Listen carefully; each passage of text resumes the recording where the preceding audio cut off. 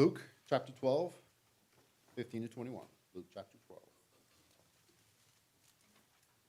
Then he said to them, watch out, be on your guard against all kinds of greed. Life does not consist in abundance of possessions. And he told them this parable. The ground of a certain rich man yielded an abundant harvest. He thought to himself, rich men yielded an abundant harvest. He thought to himself, what shall I do? I have no place to store my crops. Then he said, this is what I'll do. I will tear down my barns and build bigger ones, and there I will store my surplus grain, and I'll have to myself. You have plenty of grain laid up for many years.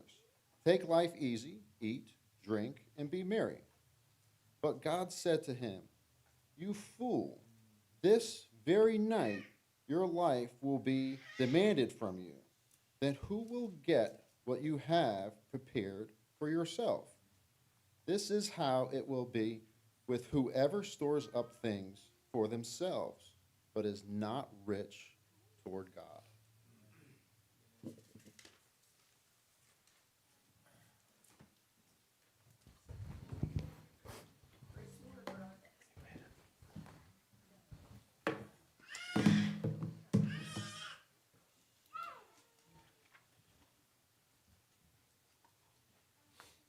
Is your soul for sale? That was a question that Doc Holliday asked his mistress in the movie Tombstone. I don't imagine it was probably a real question that he ever asked her, but nonetheless, it was in the movie. And it makes me think about what Jesus said that day when he really made one of the most profound statements, I think, for all of us, which was that what would it profit a man if he gained the whole world but forfeit his soul? Is your soul for sale? Is there anything in this world that you would give in exchange for your eternal soul? I think most of us just reactively would say, no, of course not.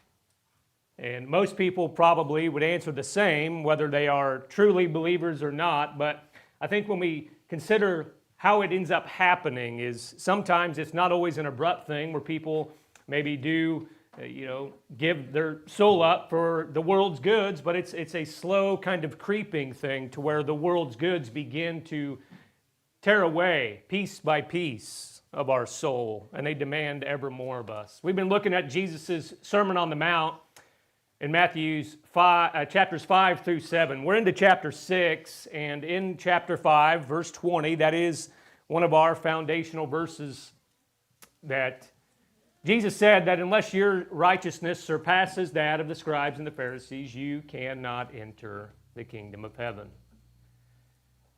And then in chapter 6 and verse 1, he goes into practicing your righteousness. And so this sort of, again, conundrum that we've been wrestling with the last few weeks of to where we've got to have a righteousness that surpasses that of those religious leaders of the day, but we've also at the same time then got to be cautious and beware of practicing said righteousness. And this idea of that there is inherent danger in us practicing our righteousness. That we have to approach it in a cautious way because if we are doing it in a wrong way, in a selfish way, rather than in the way in which God has called us to do it, then we are at risk really of missing the entire point, missing our reward, and simply being what Jesus calls hypocrites. And so these three main areas, the three main pillars of giving, the righteousness practice number one, giving, right? Almsgiving or giving to the poor or literally showing mercy, doing mercy to the poor, in addition to praying. So Jesus again says, when you give, when you pray, and then last week we looked at fasting.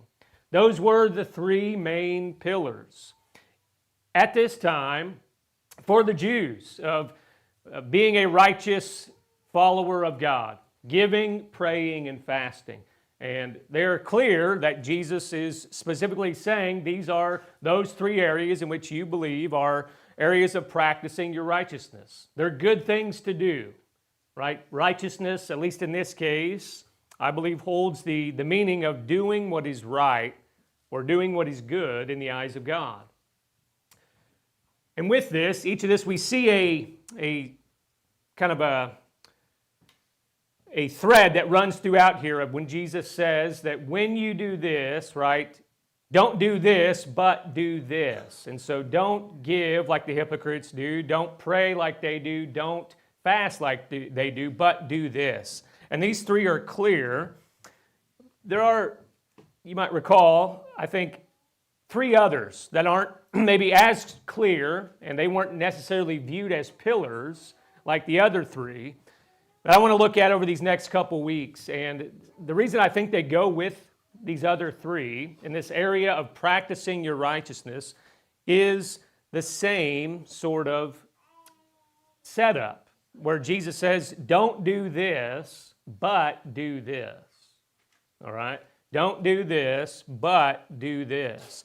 And while maybe they weren't viewed as the pillars like the other three were, I think they are in a way connected. Maybe they impact the other ones, and maybe vice versa. It's fascinating to me how much of these are so intertwined.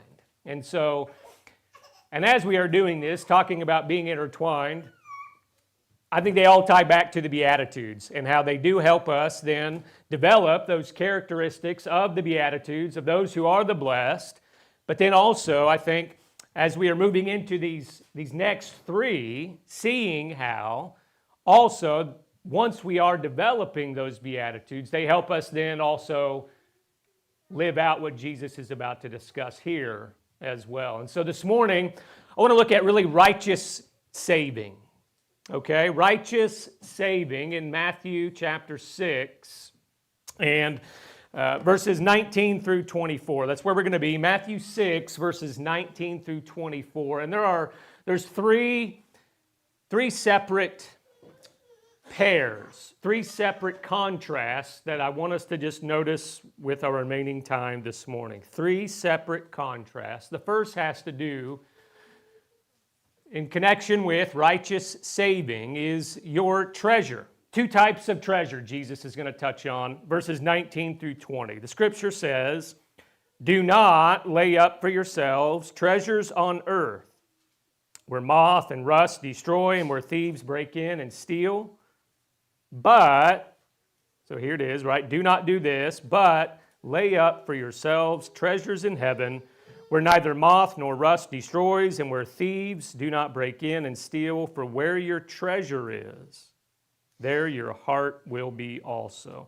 That's going to lead us into the next area in which Jesus is going to talk about. But there in verses 19 through 20, so do not, and literally he says, do not treasure up treasure for yourselves. It is a play on words, and he says this several times here in just these couple verses, 4 times. Do not treasure up treasure for yourselves, right, on earth, but treasure up for yourselves treasure in heaven. So 2 types of treasure.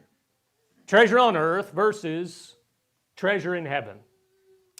And the tendency for us as humans is to focus on storing up or treasuring up treasure on earth rather than treasure in heaven. And that passage that Jim just read from Luke chapter 12, we referenced it last week. It was that passage that John shared with us during the men's breakfast last week as well. That individual had been blessed. God had blessed him in his crops with a surplus. They were successful in his yield. And so he looks at this and says, I've got all this grain, this surplus. What am I going to do with it? Well, I'll just treasure it up for myself. And that really is the key. And so don't treasure up treasures on earth for yourself. And there in that Luke 12, with that rich fool that Jesus calls him a fool, To me, that is one of the things that stands out is his sort of mentality of self. Like this is like I'm going to do this, I, that personal pronoun that he repeatedly says of I will store up all this for myself and then I can take my ease. And I've got all these years left, and I'll just relax and eat and drink and be merry. I. It was for himself, according to his own words. But Jesus here is saying, don't treasure up those treasures on earth for yourself. And he's not inherently saying that it's wrong to have an abundance. He's not saying it's wrong to even maybe have wealth in and of itself. While it can be a danger to some, it's not inherently wrong. But the question is, what's the motive? What's the point? Are you striving to accumulate all this earthly stuff for your own sake? Even if it's for to pass down to your descendants for that purpose. Like, what is the reasoning for it? Is it to do the Lord's work? Is it to better the kingdom and further the will of God in the kingdom? Is it to help those who are in need around you? Your brothers and sisters, the needy in the world? Again, go back to that first area of giving. When you show mercy and give to the poor. That first beatitude. Blessed are the poor in spirit.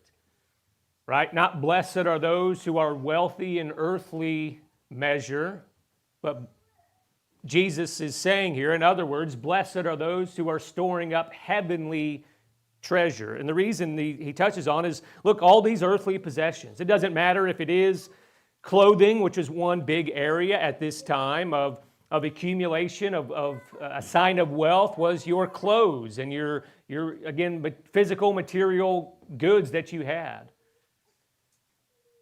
Right? Where other animals, bugs, moths, they can come in and they can destroy those things. And there's an interesting word here that Jesus uses of destroy, that he also used of the Pharisees, those hypocrites, to where they would literally intentionally destroy their face, remember? It's the same word, right? And so here he's saying this to these physical goods. They were destroying their physical appearance, but here these physical goods that they care so much about, and I think this is where this connects in, is that these scribes and these Pharisees, these elite of the day, much like it is in our world, right? Their physical accumulation of stuff, their bank accounts and all their cars and their houses and their jets and all these things, that was what they cared most about. And they were doing it not in an unparalleled way for what? So that they could be seen by others and praised by others, just like they were with their giving, with their praying, and with their fasting. You know, wealth is often, again, an area of social status, and we want to accumulate things so that others can see it, and so that then they can be, right, praising us or jealous of us in some way.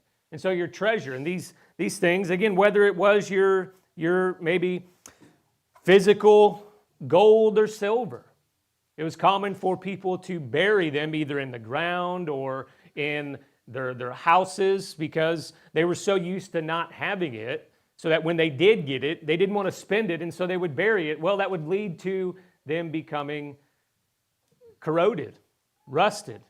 Jesus says all these earthly treasures, they will in one way or another, right? Whether it is where you pass on and they will no longer be yours, just as Jesus told that parable of that rich fool, in which, by the way, this topic of money and savings is one that is not a favorite of many preachers to talk about. But it was one that Jesus talked about quite often. Yeah, I read once that 1/6 of the first 3 Gospels, 1/6 of all the verses in Matthew, Mark, and Luke, in one way or another talked about money.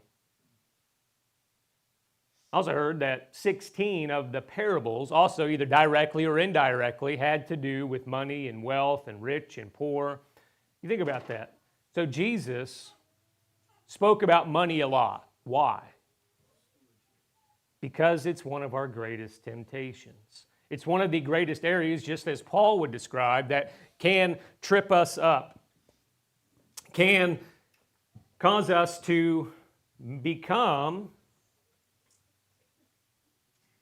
the idol-worshiping, right, people that we say that we aren't, because money becomes the idol to us, and that it is that which is a snare to us, and the love of money begins to take the place of the love and service to God. You know, there was a story I heard once about an American tourist who went over to Europe, and he visited a well-known religious leader over there, and he went into his office and his area, and he was struck right away by the lack of things that were in this office. There was a desk, a chair, a book, and a lamp, of course, and his Bible. And he walked in there and he said, "Wow, where's your furniture? Where's all your stuff?" And the religious leader looked at him and said, "Where's my furniture?" He said, "Where's your furniture?" And the guy said, "Where's my furniture?" He says, I'm the tourist." He says, I'm just passing through. And the guy looked at him and said, "So too am I, brother."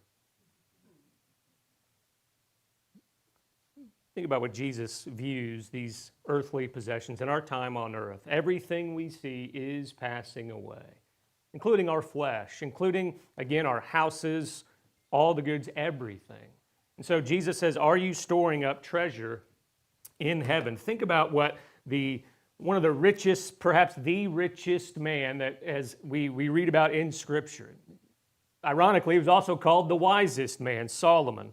When he wrote in Ecclesiastes 5 in verse 10, "He who loves money will not be satisfied with money, nor he who loves wealth with his income. This also is vanity.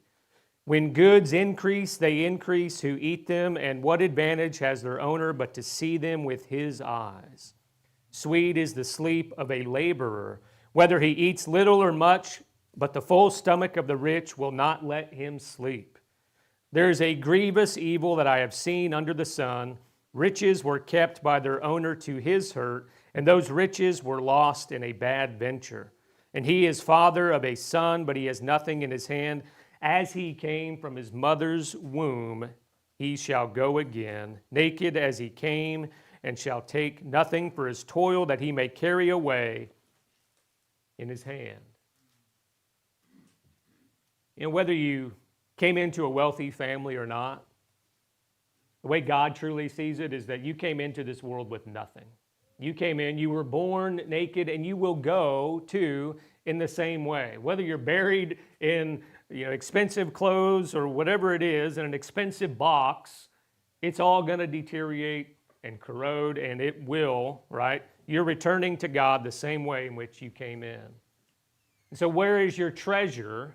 What are you seeking to store up? Is it treasure in heaven? When we think about how this is accomplished, some of the ways in which Jesus has already been speaking about.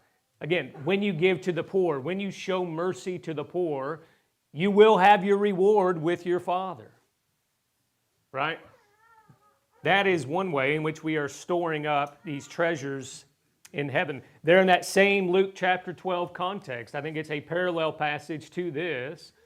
We mentioned it last week. Jesus tells his disciples there, "Sell all your possessions and give to the poor, and you will then be storing up your treasure in heaven, where the moth and the rust won't eat these things away." So the two types of treasure that we see. So again, where are you striving to store up? Is it treasures on earth or treasure in heaven?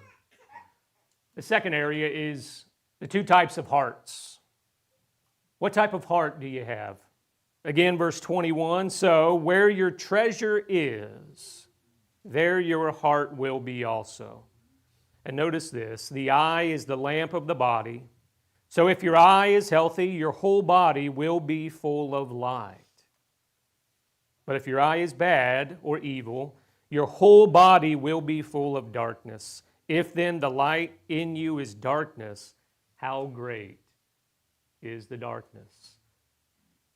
Two types of hearts that are connected with our eyes. Really, what is the apple of our eye? What is the aim of our eyes and our hearts? Is it these earthly possessions?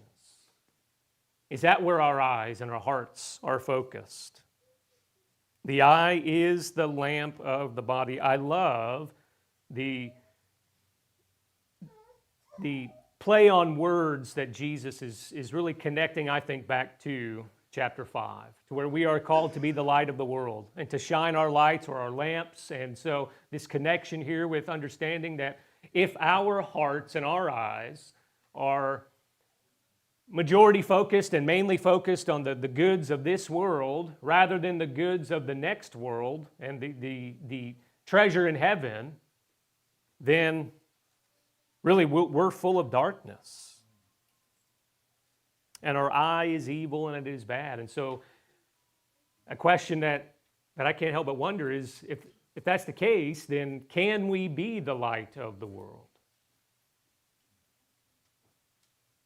Can we be shining our lights if we are solely and mainly focused on, if the most important thing in our life is to accumulate more wealth, a bigger bank account, more houses, more cars, more good, more stuff, rather than storing up treasure in heaven and helping those who are truly in need?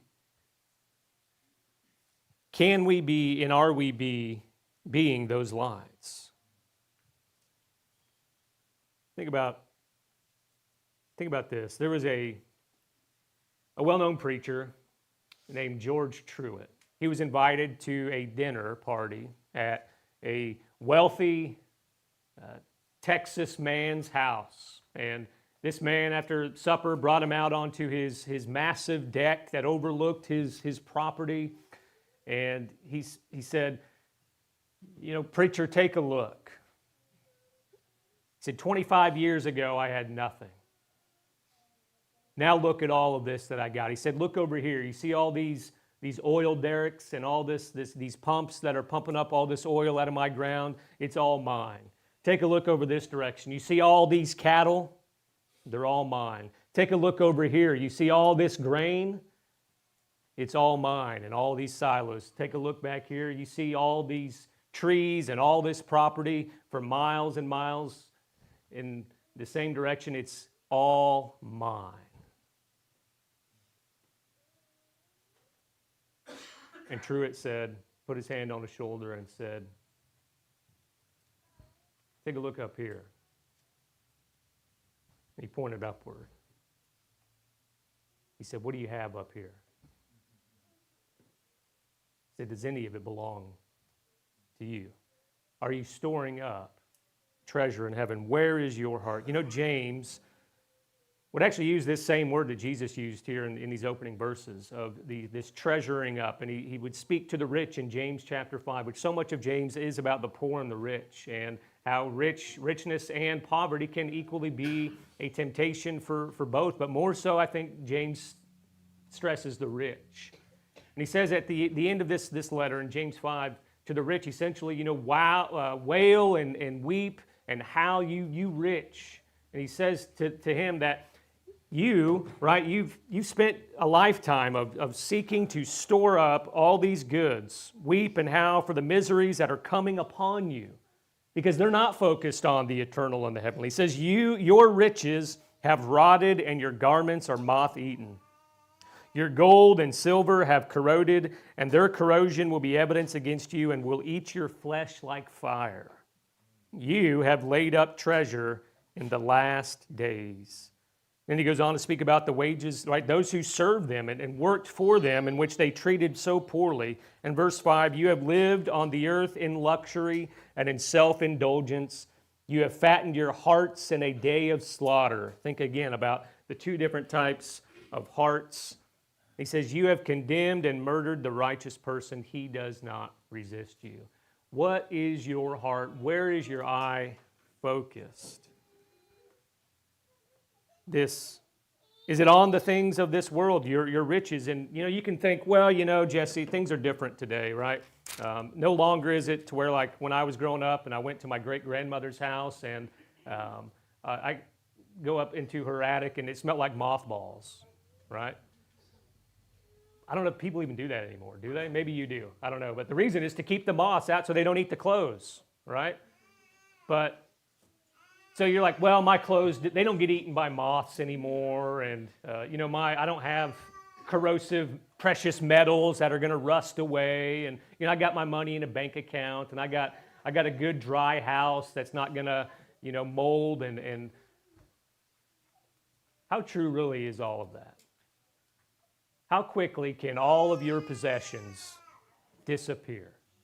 A natural disaster. Maybe it's a fire, maybe an earthquake. We're fortunate not to have bombs dropping on us where we live currently.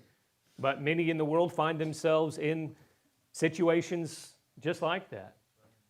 Or to where your money is stolen. You're like, well, my money's in a bank account. It can't be stolen. Really?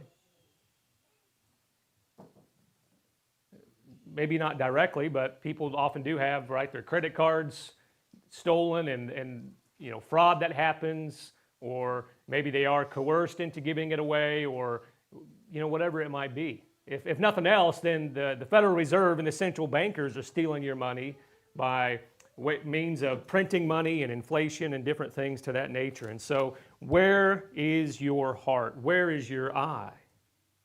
Jesus says that where your treasure is, there your heart will be also. The third and last area is your loyalty. Verse 24, no one can serve two masters, for either he will hate the one and love the other, or he will be devoted to the one and despise the other. So your treasure, your heart, and your loyalty. We think about the whole premise of this entire sermon. Jesus is talking about those who are the citizens of the kingdom of heaven, those who want to be the citizens of the kingdom of heaven, those who want to bend the knee and confess with their mouths that Jesus is Lord so that they can be welcomed into and brought into and added to such kingdom. Okay, and then so now, right, you can't be this double-minded individual that James talks about in James 1, to where, right, we say we are followers and disciples of Jesus, but yet we are living in a way that is so contrary because we are focused on wealth and money and possessions and the things of this nature. So you cannot serve two masters. Why? Because it's antithetical to the whole point, right? You can't have two different masters. A master is he who is your king. He is your ruler. You have pledged an allegiance to your master. So either your master, Jesus says, is God, or it is money, mammon.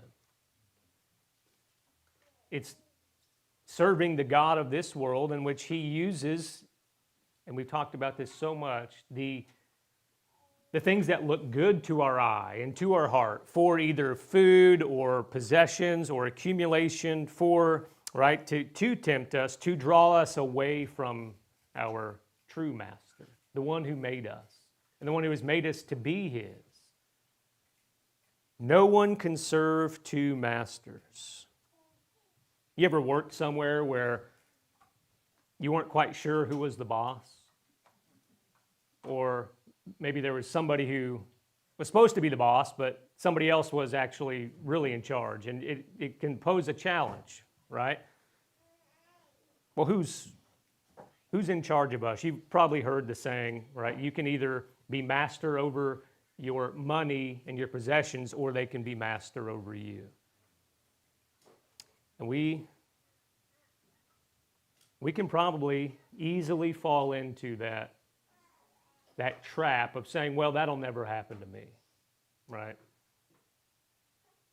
The goods of this world they'll never rule over me. They're not that important to me, right? Yeah, I need these things, and I like to have this or I have that, but they're not really ruling over me. I don't serve them.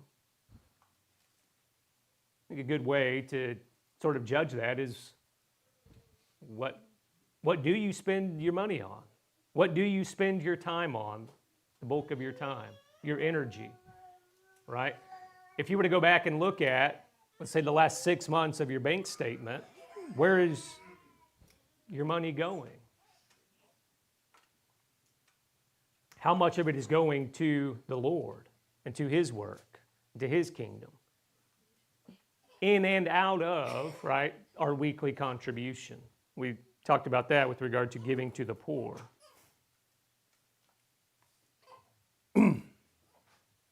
What is your retirement plan? Jesus doesn't condemn retirement for the sake of retirement, but what's your aim for retirement?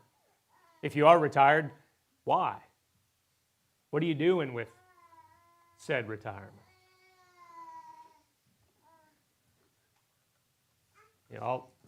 I'll admit, last year, I don't know, maybe starting summertime, I really began to think a lot about, and I think some of this was because of a conversation I had with a little bit more seasoned preacher.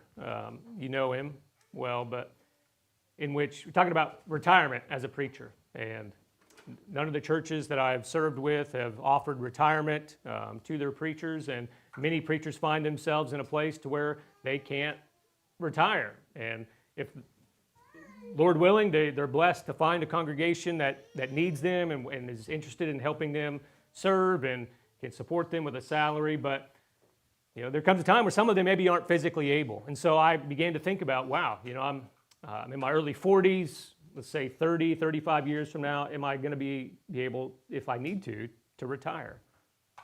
Am I just going to hope that some church will still want me as, a 75-year-old preacher, or my daughter's going to take care of me? What's going to happen? And so I really began to think a lot about that. And the outcome was I began to look around for additional employment. And I sent a resume into the Bonner County Sheriff's Office because they offer a really nice pension, and that it's a promised pension. It's going to be there when you retire, and you can make additional income. And I went through several steps in the process of doing testing and different things, background checks, and then I actually got called in for an in-person interview to do their board review. And it was at that moment, in consultation with some other preachers and different people, even within this congregation, and prayer and reflection and conversation with my wife, that I just realized, what am I doing? That's not why God called me out here to come to North Idaho. Now, I think it's a good work, a noble work. I think I could do some positive things, perhaps, to help keep the community safe and serve people and get to know them, but my purpose in life is not to be a sheriff's deputy. Maybe it's yours, and I'm not saying there's anything wrong with that, but for me, my personal conviction is my purpose in life is to preach the gospel and to help brothers and sisters get to heaven. And that just like the rich fool, how do I even know I'm going to become old enough to retire? I may not. And beyond that, so it would take away from my ministry and serving the church here, but it would also take away time from my family. And, right, do I want to spend half or more of my time away from my family just so that I can, have more time later on, 30 years from now, when they're grown? So all these things, where's my loyalty, right? What is my focus on? Those are the questions we've got to be asking ourselves, is why do we exist, right? Yes, we have to support our families, and that looks different for each and every one of us. But the end goal is that God wants us to be serving Him. You can't serve two masters.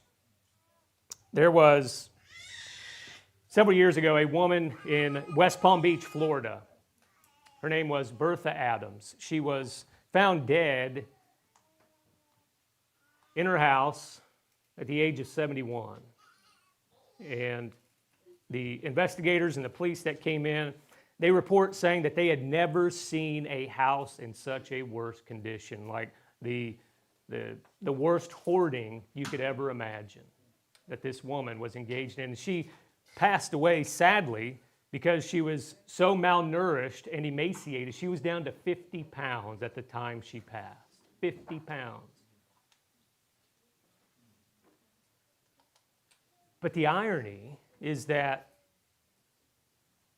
the investigators, as they were going through all of her stuff, even though she had at times begged her neighbors for food and got most of her clothing in those last months and years from the Salvation Army and other donation stores, that she had, again, a house full of stuff, but in addition, they found 2 security deposit box keys. And they went and opened those up, and they found in one of them stocks and bonds of early AT&T, right? Bonds and securities that were worth a lot of money, in addition to $200,000 in cash and other precious jewelry and things. And in the other box, there was $600,000 in cash. So there's a couple different ways, I think, to view that. The one is she either forgot how wealthy she was, which led to her death, or she was just so inundated with stuff and hoarding all of her material possessions that she lost those and just couldn't find the keys to those things and really, again, forgot. And so to me, it's a tragic reality of a similar spiritual reality that we can find ourselves in forgetting how truly wealthy we are. That God has given us the kingdom of heaven. There is nothing that compares to that. And we are wealthier than Elon Musk and Bill Gates and Larry Fink and all these other people combined. And it doesn't even come close. Who is our master? Is it God? Think about, again, shining your light. And I want to just close by sharing a few statistics from different reportings and different articles about kind of, again, surprising statistics about us as people, Americans in particular in a lot of cases, and our accumulation of goods and things. The first is that, according to the LA Times, there are 300,000 items in the average American household. I don't know how they measured that, but think about that.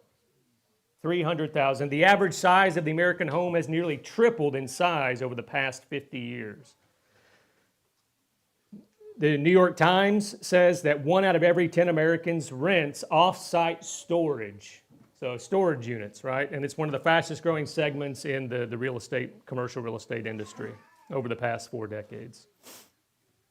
25% of people with 2-car garages don't have room to put their 2 cars in the garage. Why? Because they're putting their stuff in it. This was very common in Florida, where so many of the people didn't put their cars in their garages because they just filled it full of stuff. The United States has upward of 50,000 storage facilities across the nation. 50,000. Think about that math. How many states are there? 50 states, right? So that's 1,000 storage units on average per state.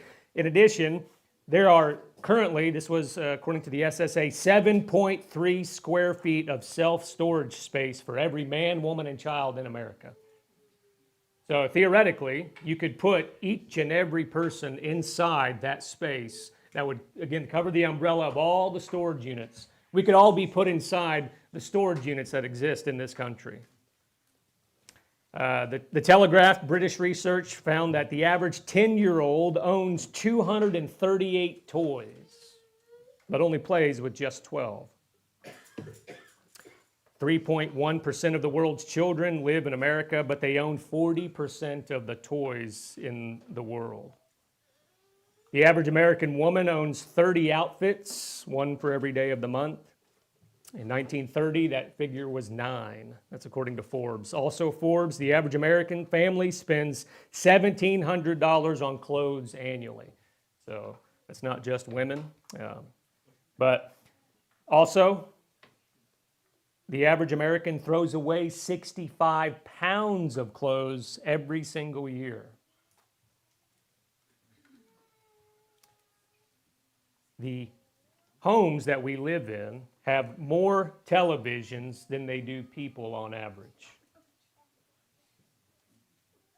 And it says that according to the Story of Stuff, we indicate it's that we consume twice as many material goods today as we did 50 years ago. 12% of the world's population that lives in North America and Western Europe account for 60% of private consumption spending.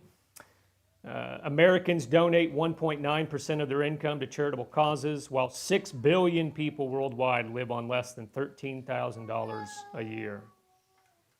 Americans spend more on shoes, jewelry, and watches than on higher education. They say that there are more shopping malls than there are schools in this country. Women will spend more than 8 years of their lives shopping.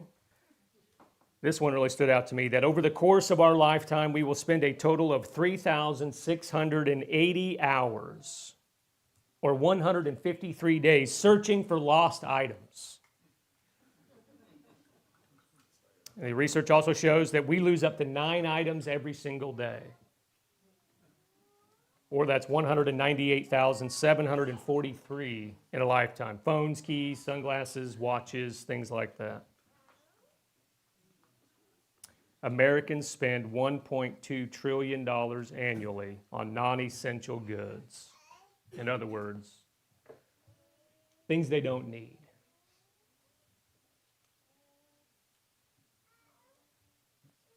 We are called to shine our light, to be the light of the world. And we do live in this consumer culture and this consumerism economy and society, and we are not immune to having it consume us and to really begin to cause us. We think about all these lost items that we can lose on a daily basis. I ask again, is your soul for sale? Are you willing to lose your soul for the sake of, right, $1 million, $5 million, a new house, a new car? What's most important to you? What's most important to God? The answer is your soul. God cares about your soul. That's why he came to earth and gave his life. Just think about this as we wrap up here, is Jesus is the king. Yet, what earthly possessions did he accumulate in his life? When he went to his tomb and was buried, in contrast to those great kings and pharaohs of Egypt, to where their tombs were buried with gold and all these different things and wealth, Jesus died, went to his tomb with nothing. He understood his purpose and the meaning of life, and he wants us to do the same. Let us stand and sing.